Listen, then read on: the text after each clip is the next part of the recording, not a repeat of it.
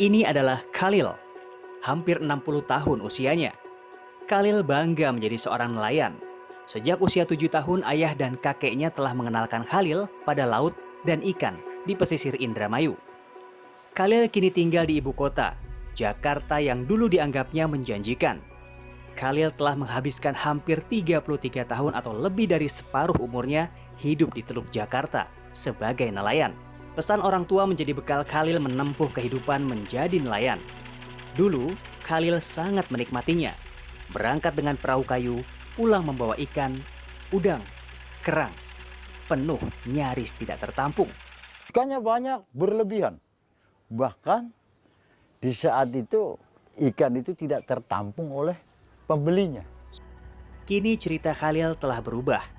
Karena penghasilan dulu 90% atau 95%, sekarang sudah 15%, udah piti-piti. Karena sulitnya apa? 12 bulan yang saya rangkul dapat itu penghasilan cuma 3 bulan. Yang 12 bulan. Belum ada gelombang, belum ada kemacetan perahu, belum ada kerusakan mesin, belum kemacetan dari sakitnya badan yang kurang sehat. Harus kita lebih cepat, lebih cerdas, lebih kuat, lebih lebih mengerikan lah. Lebih kuat. Itulah yang harus dilakukan Khalil. Semakin sulit ikan di sekitar Teluk Jakarta, sering memaksa Khalil dan teman-temannya melaut lebih jauh dan lebih mengerikan. Karena di sini musim barat, ombaknya besar, perahunya kecil nggak bisa mampu, akhirnya kita berbarengan itu. Menyewa kapal yang mesinnya mobil 6 silinder menuju ke daerah Sumatera sana. Tiba-tiba di si Putih itu meledak mesin itu.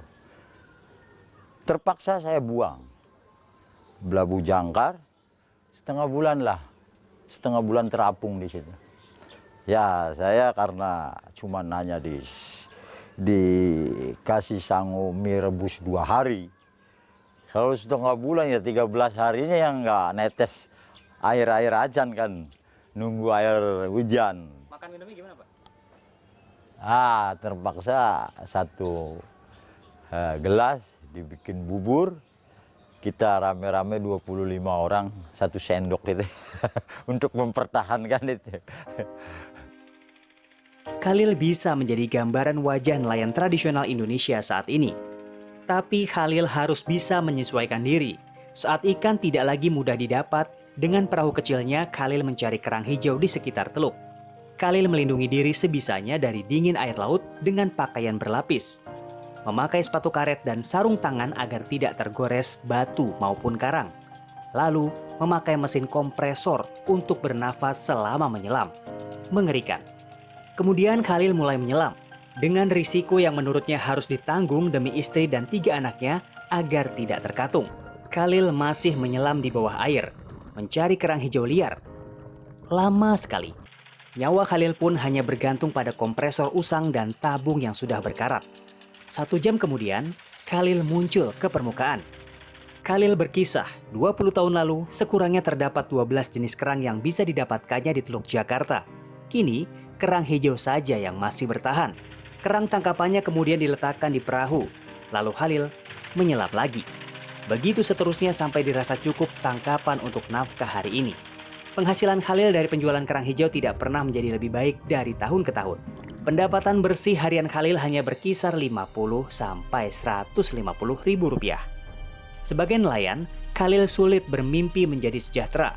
Meskipun kata sejahtera selalu didengarnya dari pejabat atau tokoh yang sering datang jelang pemilihan. Janji-janji ini dianggap angin lalu oleh Khalil. Ada yang tolak reklamasi, ada yang tidak pernah menyetujui ataupun tidak pernah menandatangani. Ada juga akan mensejahterakan, pada faktanya mana? Janji itu aja, udah 3 cukup. Di tengah wacana Indonesia sebagai poros maritim dunia, kondisi Khalil menjadi gambaran betapa krisisnya masa depan nelayan di Nusantara. Tidak bisa dipungkiri bahwa 10 tahun ke depan bukan lagi 2,7 juta nelayan tradisional yang ada di Indonesia, bisa jadi tidak ada separuhnya dari itu melihat bagaimana perjuangan mereka bisa tetap melaut hari ini. Itu ancaman terbesar itu. Identitas masyarakat bahari yang ada di Indonesia, negara kepulauan yang kita pegang itu kemudian bergeser gitu ya menjadi negara industri perikanan gitu ya. Sebenarnya bukan barang haram juga, tapi bagaimana hari ini kita seperti meminggirkan nelayan tradisional yang sebenarnya 98% dari nelayan kita ya nelayan tradisional gitu ya. Jadi bisa dibayangkan 10 tahun ke depan ya kawan-kawan yang ada di pesisir dan pulau-pulau kecil, jika kondisinya masih serupa, tidak heran jika ke depan mereka akan menjadi penonton di lautnya sendiri. Sebagai negara maritim, Indonesia seharusnya dapat memenuhi hak konstitusi nelayan, hak untuk mengakses lautnya, hak untuk mengontrol lautnya, hak untuk mengelola pesisir sesuai dengan tradisi yang dijalankan turun-temurun, dan hak untuk mendapatkan perairan yang bersih dan sehat. Tujuannya sederhana, agar nelayan dapat tetap melaut dengan senang dan pulang membawa banyak uang. Kalau nelayan itu sebenarnya jelas pahlawan protein. Yogi Tujuliarto, Warsa, Jakarta.